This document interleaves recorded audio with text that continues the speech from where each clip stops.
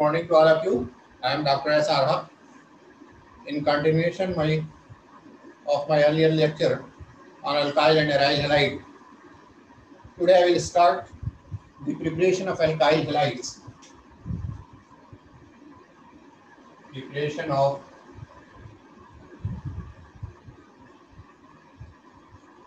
alkyl halides.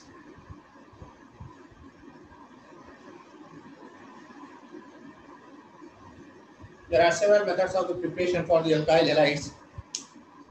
One of these is from alkenes.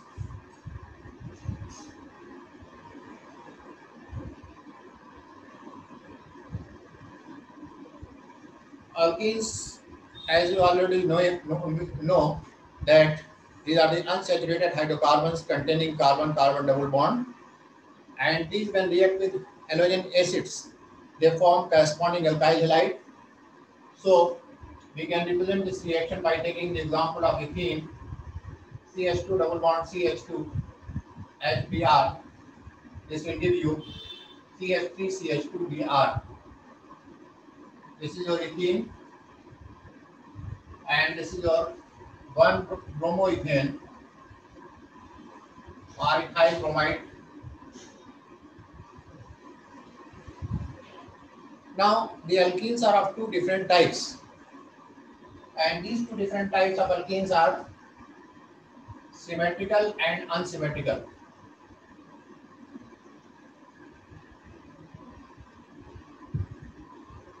Symmetrical and unsymmetrical.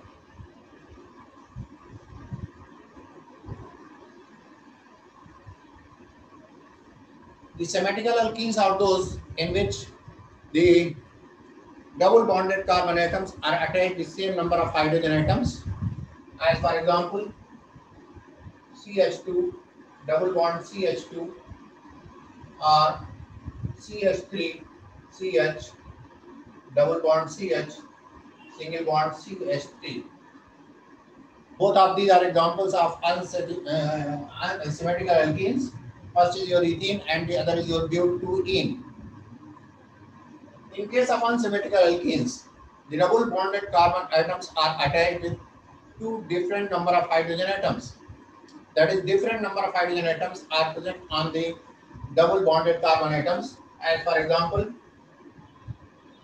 CH3 CH double bond CH2. This is your propene. Similarly, but1ene. This is also an example of unsymmetrical alkene.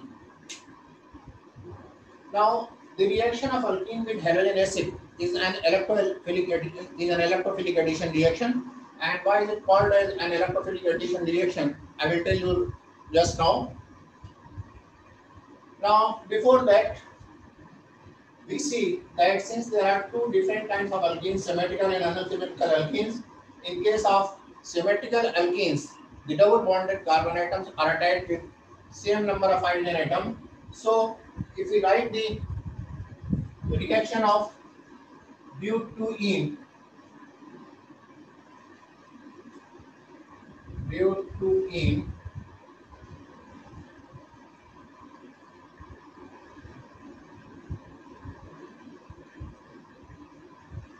either we start the numbering from this side or we start the numbering from the other side. In both of the case, the double bonded carbon atom will first at second position.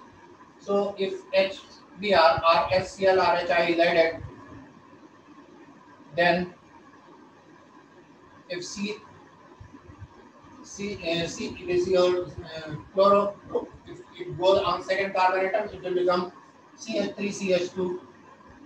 CH3, this will be 2-chlorobutane. The hydrogen atom is going on the third carbon atom, and if the reverse happens,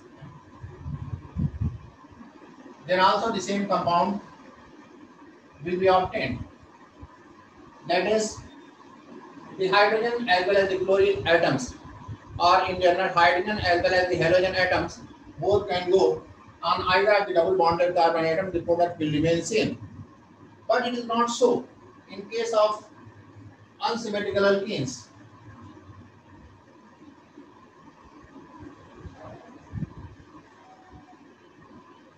As for example, CH3, CH double bond CH2. If it reacts with HI, then this product will be obtained if the halogen atom goes on second carbon atom, and if the halogen atom goes on first carbon atom, then this product will be obtained. The actual product obtained is this one and not is this one. Although this is also formed, but it is in very minor amount. Now, why this product is formed? Why not this product is formed? That is why 2 iodobutane is obtained. Why not 1 iodobutane is obtained?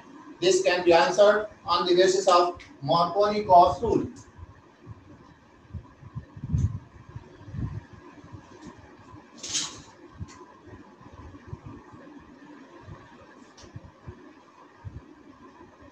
So now I am coming on Marconi-Cox rule.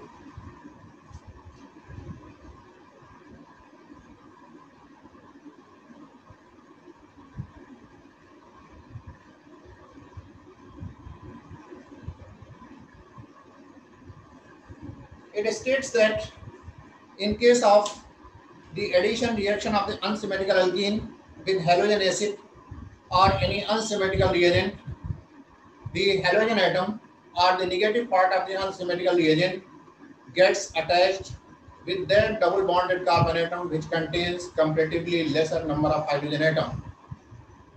As for example, if you take the general case RCH double bond CH2 and it is halogen acid HX, then according to Marconi-Cox rule, this product will be obtained.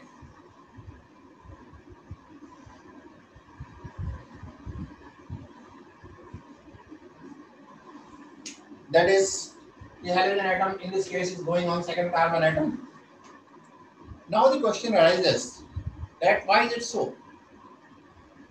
And another question is that, is the Marconi-Cox rule applicable for all types of unsymmetrical reagents in the addition of unsymmetrical alkene? It's not so. This Marconi-Cox rule is applicable in case of alkenes.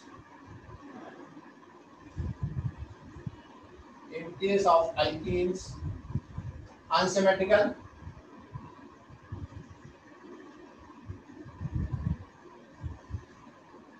and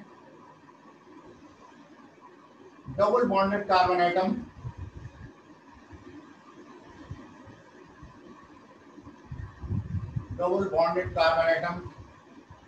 is attached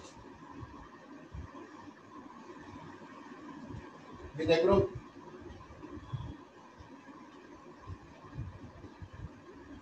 having plus I effect.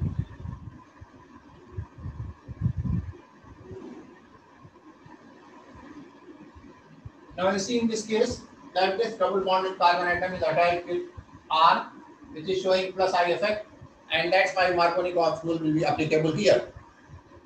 But if double bonded carbon atom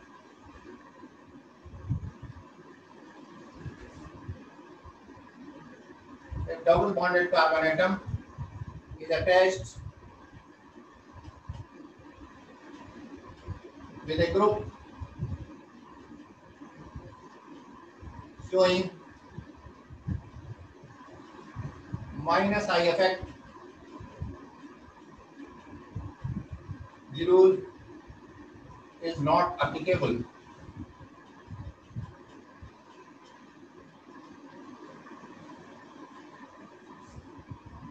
As for example, if this is the compound,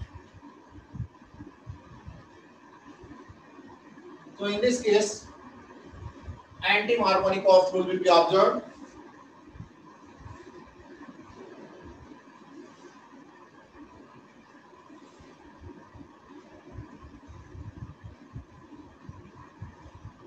And not the Marconi-Cox rule, because this NO2 group is showing minus I effect. Now, why this difference? This can be answered only on the basis of the mechanism of the reaction.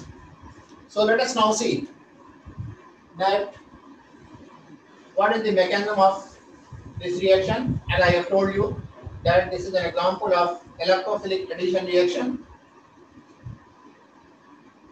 So we shall study now the mechanism of electrophilic addition reaction of alkenes.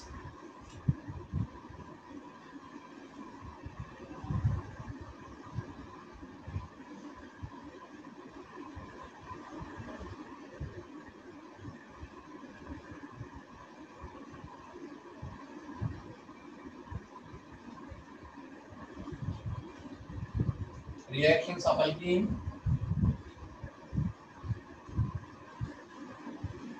For example, consider this reaction RCH double bond CH2 HX. This gives you RCHX and CH3. Now the mechanism consists of these steps. In the first step, HX ionizes to give H plus plus X minus. This is your electrophile.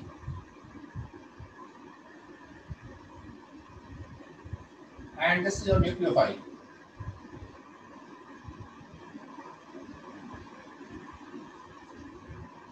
In the second step, this RCH double bond CH2. This gets attacked by electrophile H plus. Now here you can see that this R is showing plus I effect.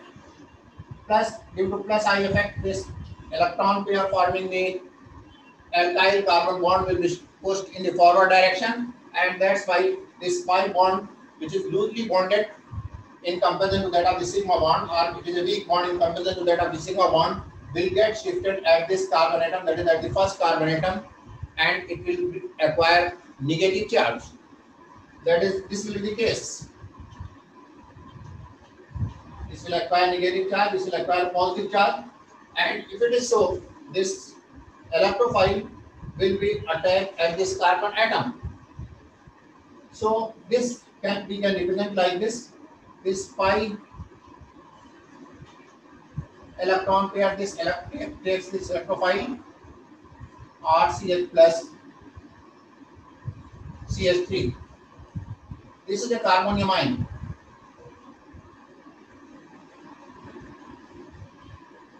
And since this positive charge is present on the secondary carbon atom, that's why it will be called as a secondary carbonium ion. Now suppose the reverse happens.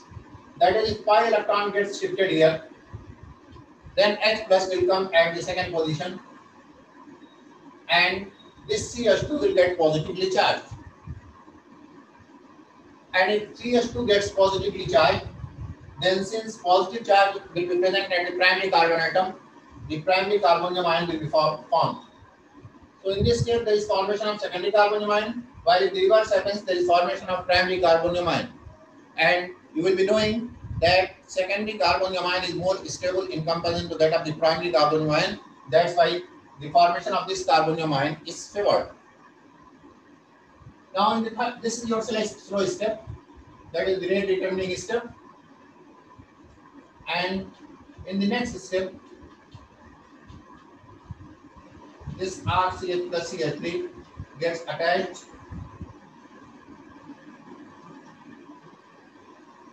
and this product will be formed.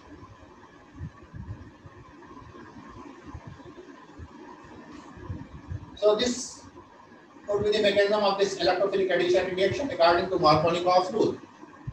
Now suppose the reverse happens. That is, if instead of the presence of a group having plus I effect, there is presence of an electron attracting or a group showing minus I effect, then as I have told you, the anti-Markovnikov's rule will take place in that case, and How does it happen? I am showing it here.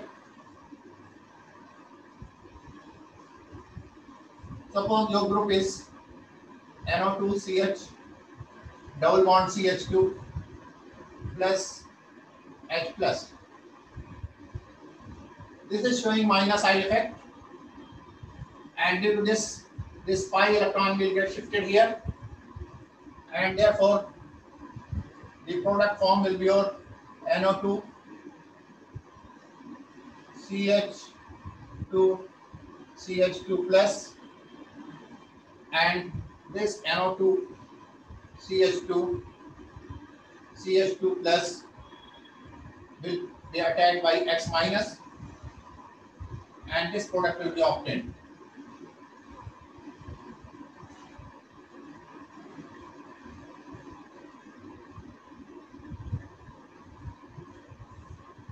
So thus you have seen that if the group is showing minus I effect, that is the group which is directly attached to the double bonded carbon atom, then in that case Markovnikov rule will not be observed in case of addition of unsymmetrical alkenes to unsymmetrical reagent, but it will be taking place according to anti-Markovnikov's rule. You have also seen that why do we attach the negative part of the unsymmetrical reagent to the unsymmetrical alkene containing double bonded carbon atom, in which the carbon atom are attached with different number of hydrogen atom. Now let us see that what is the order of reactivity of different halogen acids to a particular alkene. So order of reactivity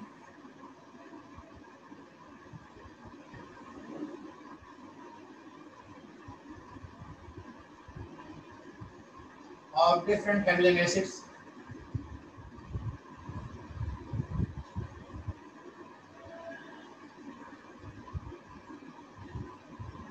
towards a particular alkene.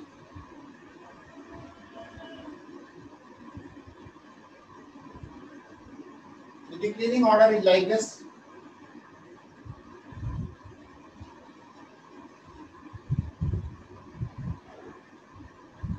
HI, HBr, HCl, and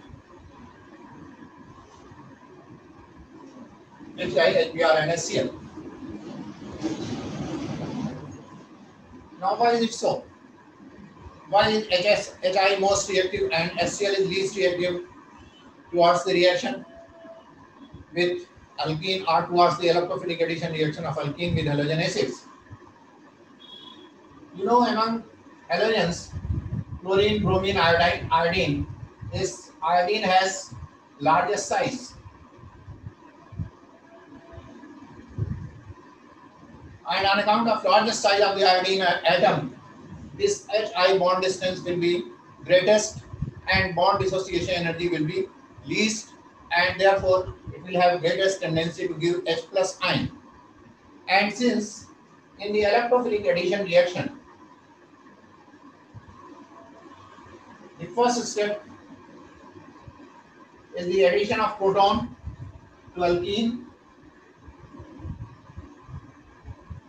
Therefore, that halogen acid which will more easily provide H plus ion will more easily undergo reaction with the alkene, and that's why HI will be the most reactive and HCl will be the least reactive among all the halogen acids. Now suppose there is a case like this.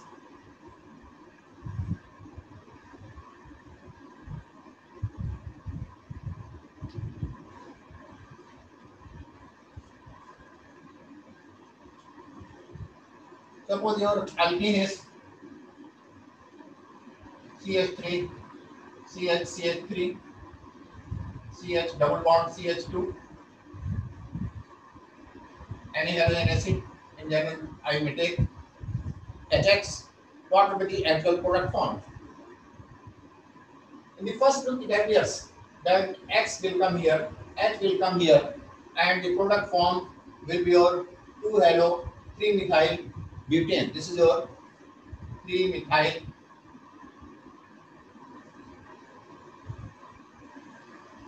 butane. And it appears that the halogen atom will get attached at the second carbon atom. This will result in the formation of the product CH3, CH, CH3, CH, X, CH3. But this is not the product.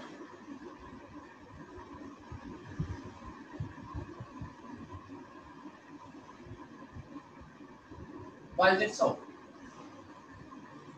This can be answered on the basis of mechanism. If you write the mechanism of this reaction,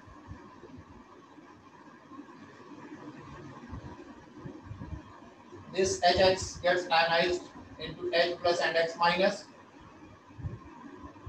CH3, CH, CH3, CH, double bond CH2 plus H plus.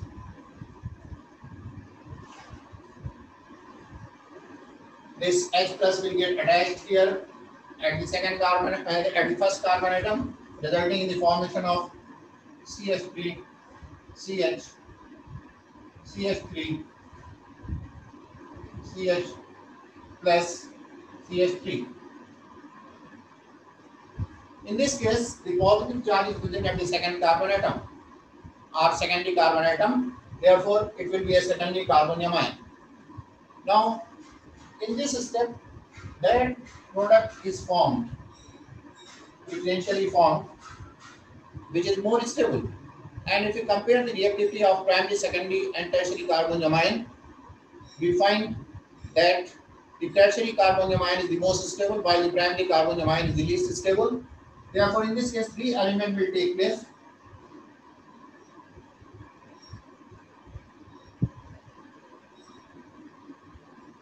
Methyl butene. This can be written like this.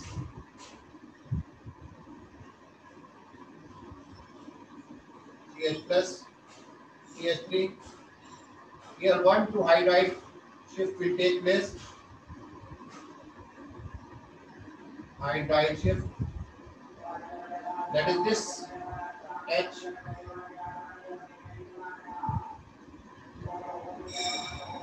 In the form of H minus ion will get attached to this positively charged carbon atom, resulting in the formation of a tertiary carbonium ion.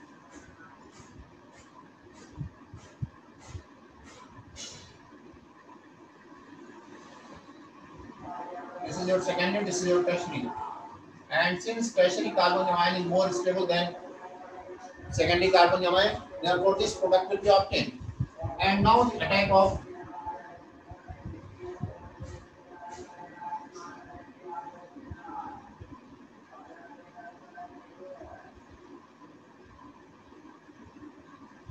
halide ion will take place,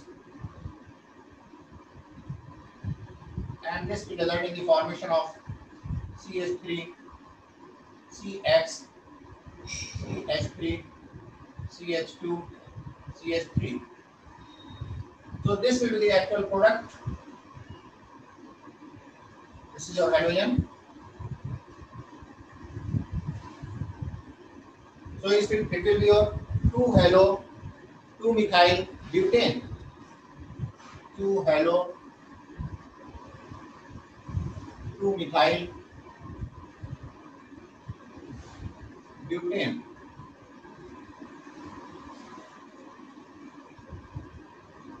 Halo 2-methyl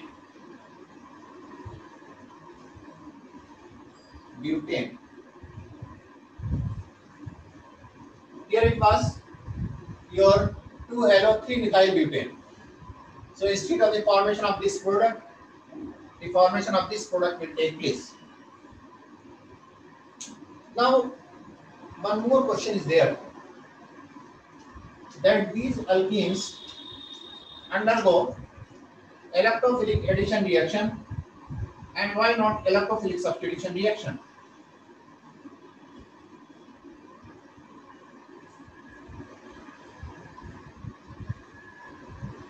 Alkenes undergo electrophilic addition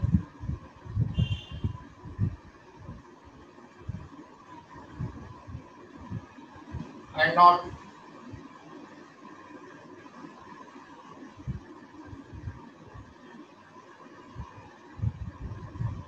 electrophilic substitution reaction.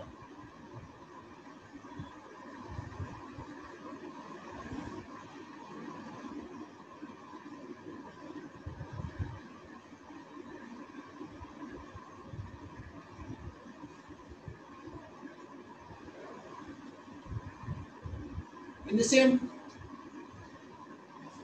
we can also say that why do alkenes easily undergo electrophilic addition reaction? First, I will tell you this. So, if this is your alkene, it contains a double bond.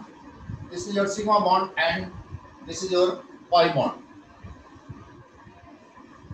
Sigma bond is stronger than the pi bond, as you already knowing, and this sigma bond is surrounded above and below the plane by pi electron cloud. Electron clouds means negatively charged, and when electrophile attacks here, it will easily get the center of high electron density. That's why electrophile can easily attack on it, and hence alkenes easily undergo electrophilic addition reaction. But why not easily electrophilic substitution reaction? Now, in case of electrophilic addition,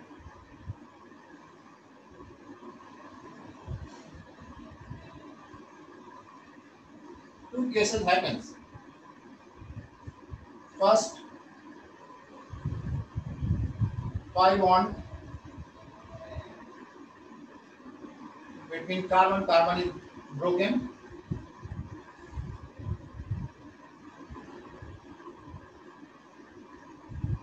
and second, sigma bond between carbon hydrogen and carbon chlorine is formed.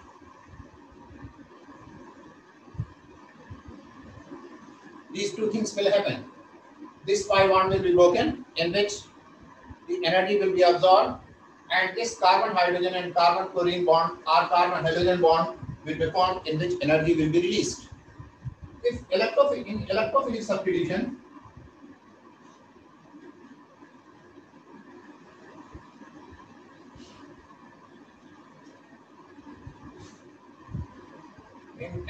substitution, first carbon hydrogen bond is broken,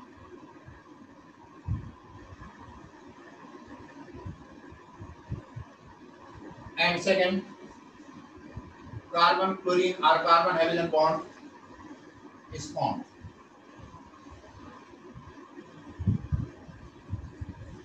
Now you know that energy is absorbed when the bond is broken, and energy is released when the bond is formed.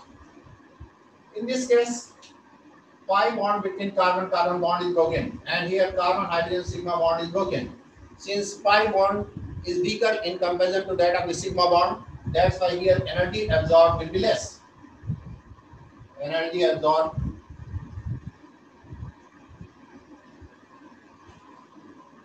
less. Here energy absorbed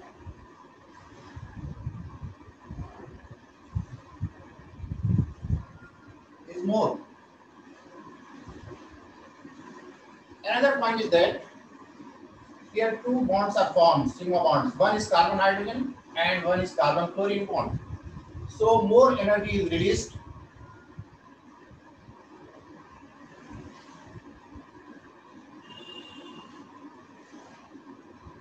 Here, in this case, less energy is released.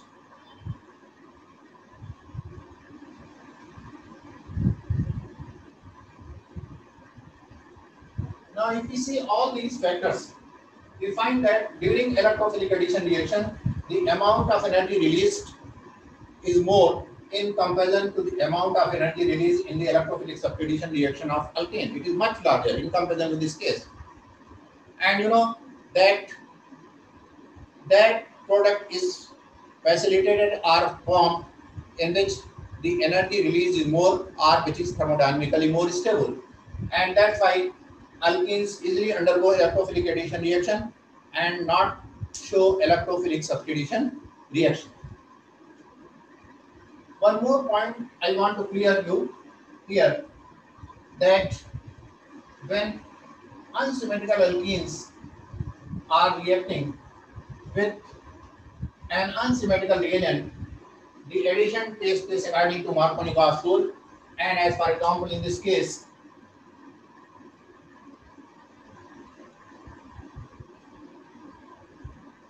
you say that the product formed is RCHX CH3, but it is not so that only this product is formed. Actually, the product formed is this one also. Both the products are formed, but this is in very minor amount and this is in major amount. That's why that product is written which is in major amount, and hence on the basis of Markovnikov, when the addition of halogen acid to the unsymmetrical alkene takes place, we should write this product only. But if it is thus that only one is formed, only this is formed, or both are formed, we shall say that both are formed, although it will be in minor amount.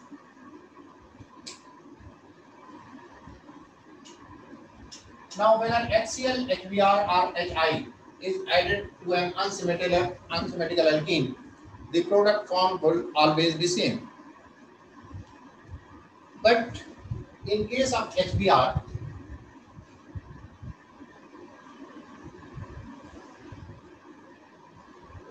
if with HBr also we take peroxide like C6H5, C double bond O, O, C double bond O, C6H5.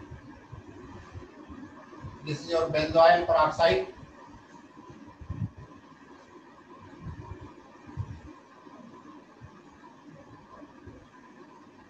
Then here the product form will be your RCH2, CH2, Br. This is called as peroxide effect,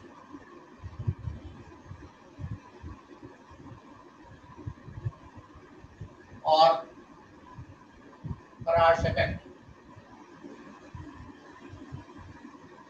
And this peroxide effect or the Parash effect is observed only when the reaction of unsymmetrical alkene with HBr, not with HI and HCl, in presence of peroxide. If there is no peroxide, the addition of HBr will take place according to Markovnikov's rule. And if there is presence of peroxide, then the addition will take place according to anti-Markovnikov's rule, which is called as peroxide effect or Parash effect. This peroxide effect or Parash effect will not be observed, or the effect of peroxide will not be there if we use peroxide with HCl or HI. Now, why is it so? This also can be answered on the mechanism of this reaction. The reaction of alkene with halogen acid or with halogen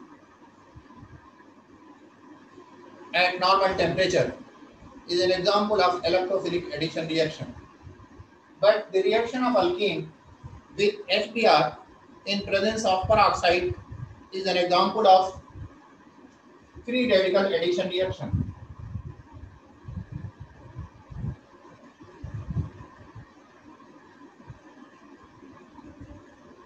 Free radical addition reaction.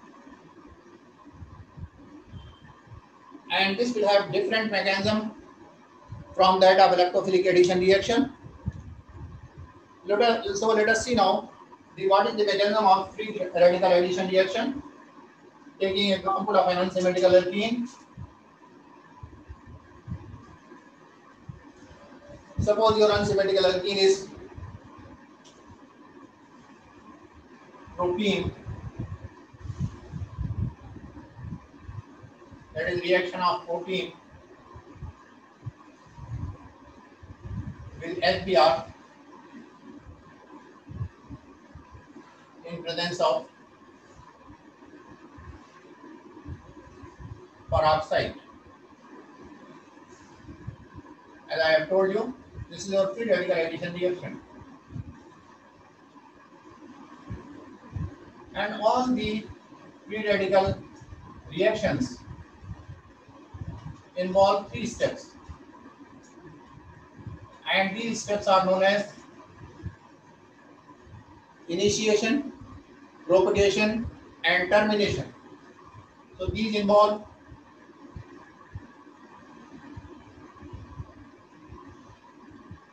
three steps.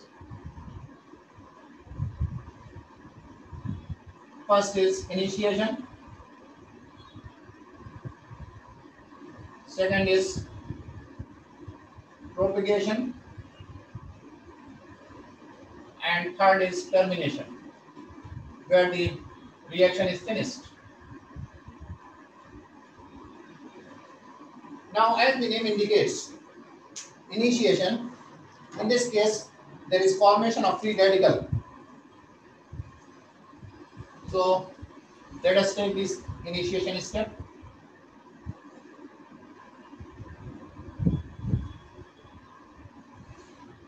This is your C6H5, C double bond O. This is your peroxide linkage. You know that free radicals are formed when there is homolytic fission of the covalent bond, and in the homolytic fission of the covalent bond, the covalent bonded pair of the electron is equally transferred on the two atoms forming the bond. So this will be your C6H5, C double bond O, O. Two molecules of this will be formed. Then C6H5, C double bond O, O. Now this bond will be broken homolytically, and there is formation of phenyl free radical with the elimination of carbon dioxide. And now this phenyl free radical initiates the homolytic fission of the bond between hydrogen and bromine.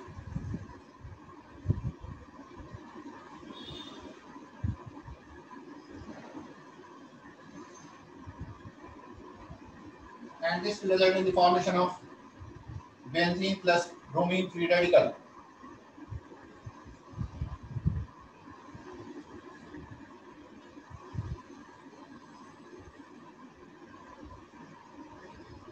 Now this was the step of initiation. Then your propagation.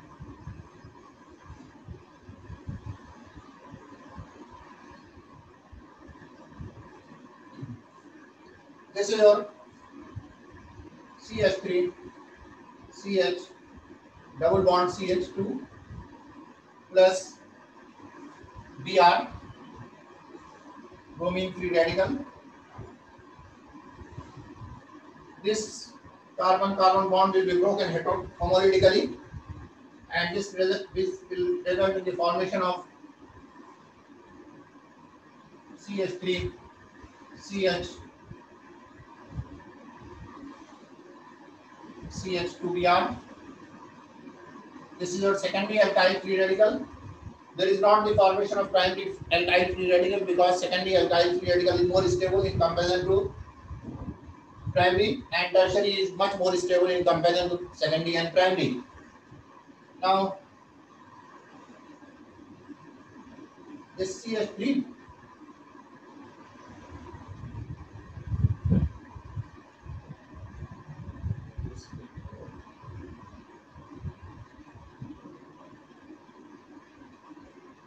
CH3CH, CH2Br plus HBr. This bond will be broken homolytically, and this product will form CH3CH2 CH2Br. So here the propagation consists of two steps. In the first step, there is formation of secondary free radical. That secondary free radical polarize this bond homolytically, and there is formation of the resulting product. Now there is termination. The third step.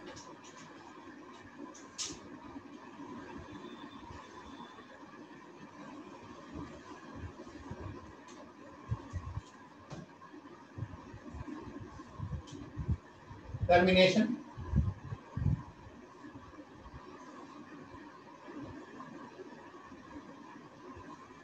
Two Br. This will give you Br2 and CH3 CH CH2Br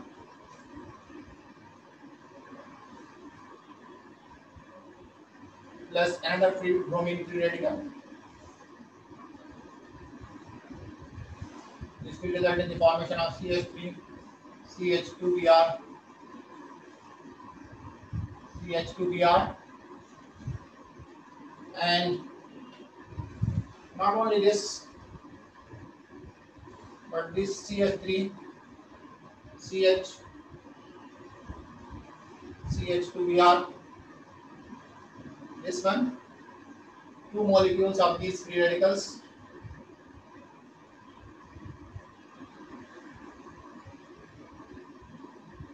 will combine together and there will be formation of this product.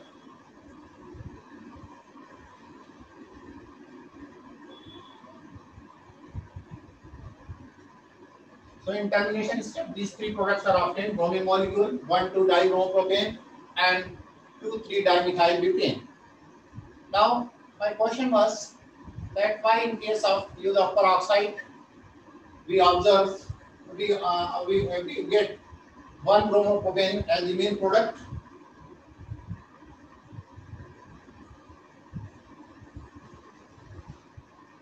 This, as I told you, that this is on account of the change in the mechanism of the reaction, that is due to the free radical mechanism of this reaction. But why do we not observe peroxide effect in case of HCl and HI? Now if you see the propagation step, there are two steps of the propagation, these two steps, and in case of HBr, in both of these steps, the energy is released when HBr is used. That is, it is thermodynamically favored. But in case of use of HCl or HI, in either of these steps or in one of these steps, the energy is absorbed, and in the other, the energy is released, and the energy absorbed is more, has been found to be more in comparison to that of the energy released. That's why this propagation step is not favored in case of use of HCl and HI, and that's why we don't observe the peroxide effect or free or this anti-Marconi Ross-Rule or Farage effect in case of the reaction of unsymmetrical alkene with HCl or HI.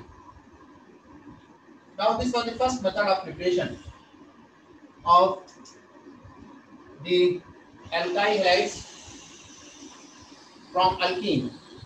Now another method is from alcohols.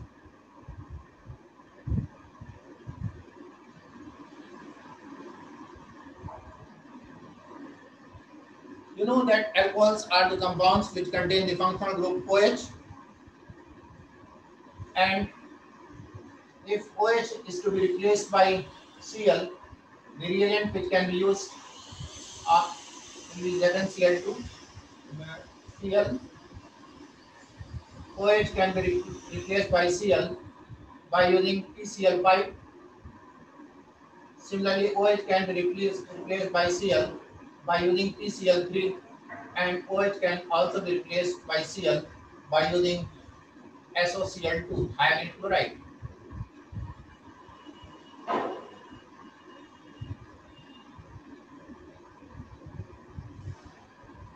So any one of these reagents can be used for the conversion of alcohol into corresponding alkyl halide, either hydrochloric acid, RpCl5, RpCl3, or thionyl chloride. But this is the best one. This is because in this case, in addition to the formation of this, there is also formation of SO2 and HCl, which are present in gaseous state. And these are removed from the reaction mixture. That's why we get the pure product. Similarly, if you want to replace OH by Br, then you can use HBr or KBr and H2SO4 in heating condition. This OH will be replaced by Br. Similarly, this reagent can also be used HI or Ki plus H2SO4, H3PO4. Here H2SO4 should not be used because the HI formed is a strong reducing agent and that will get oxidized by H2SO4, so it can be replaced by I. Similarly, this OH can be replaced by Br by using phosphorus and bromine in heating condition. Or OH can be replaced by I by using phosphorus and iodine in heating condition. Instead of phosphorus and bromine or phosphorus and iodine, we can also use PBr3 or PI3, but it is more suitable to take phosphorus and bromine mixture or phosphorus and iodine mixture because PBr3, that is phosphorus tribromide, and phosphorus triiodide are less stable, and that's why we take red phosphorus and bromine or red phosphorus and iodine. Now here in this reaction, when we use PCl5, in addition to this Cl, there is formation of POCl3 plus HCl, and here there is formation of H3PO3. As for example,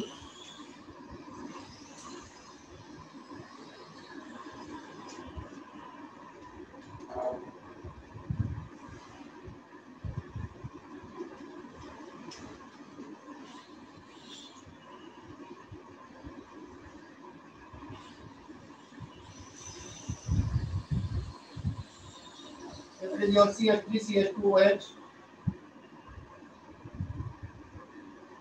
we use SOCl2. This will be converted into CH3CH2Cl plus SO2 plus HCl. Similarly, this is a ethanol. This is a ethyl chloride or 1-chloroethane.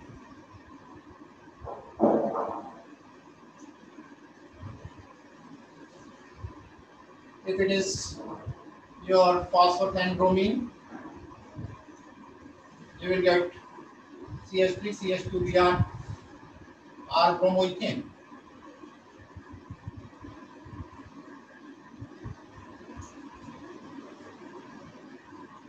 Now when we do the reaction of alcohol with HCl, we use zinc chloride. What is the purpose of this zinc chloride? This zinc chloride is electron deficient.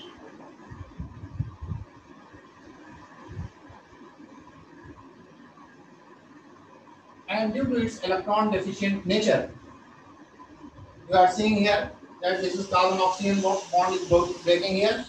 So due to electron deficient nature of zinc chloride, the breaking of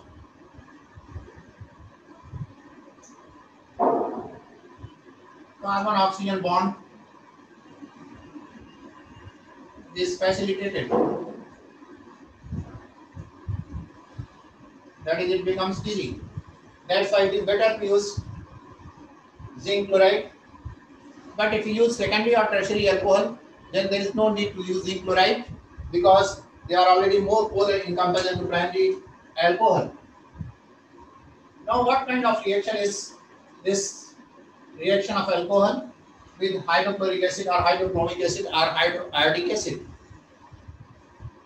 These are nucleophilic substitution reactions.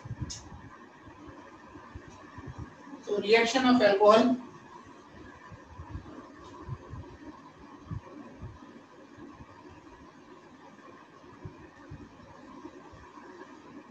with halogen acid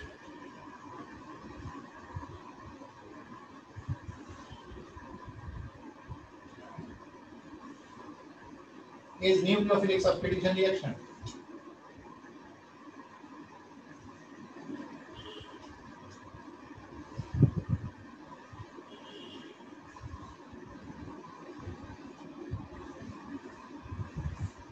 Now let us see that what is the mechanism of this reaction of alcohol with halogen acid, and on that basis we can also say that what would be the order of reactivity of different halogen acids with a particular alcohol, and what is the order of reactivity of primary, secondary and tertiary alcohol with a particular halogen acid. So in order to answer order of reactivity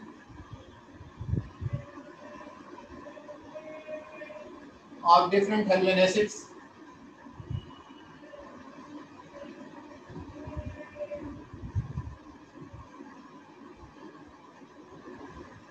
with a particular alcohol,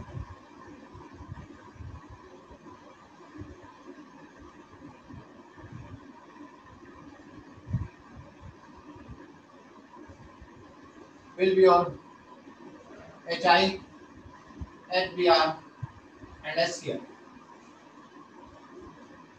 And order of reactivity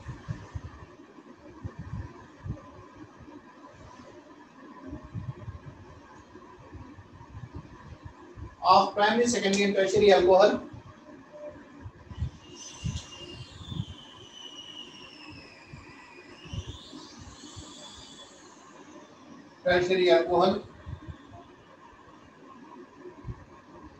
with a particular halogen acid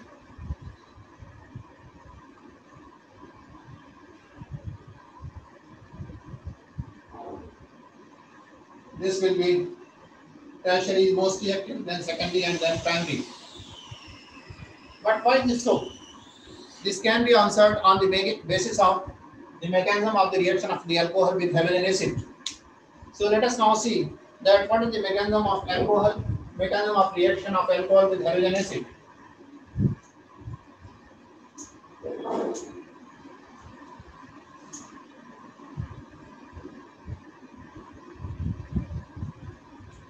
Mechanism of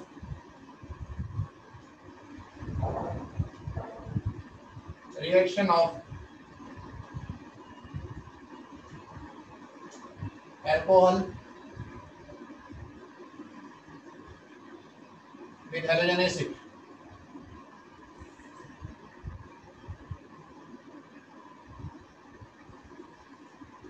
In the first step, this HX gets ionized into H plus and X minus.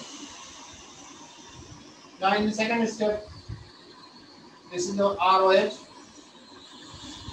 This alcohol contains two lone pair of electrons present from the oxygen atom. Therefore, it acts as a nucleophilic center, and that's why the H plus will more easily attack here, and alcohol will get protonated, and there will be formation of ROH2 plus. And in third step, this ROH2 plus, since this oxygen atom gets positively charged, that's why electron density on this oxygen atom is decreased and its electron attracting power is increased. And that's why this pair of electrons will be shifted on this positively charged oxygen atom, resulting in the formation of carbonium ion.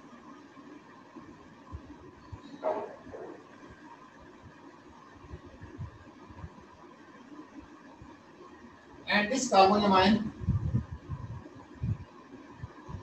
now will combine this X minus, and there will be formation of the product RX, alkyl halide.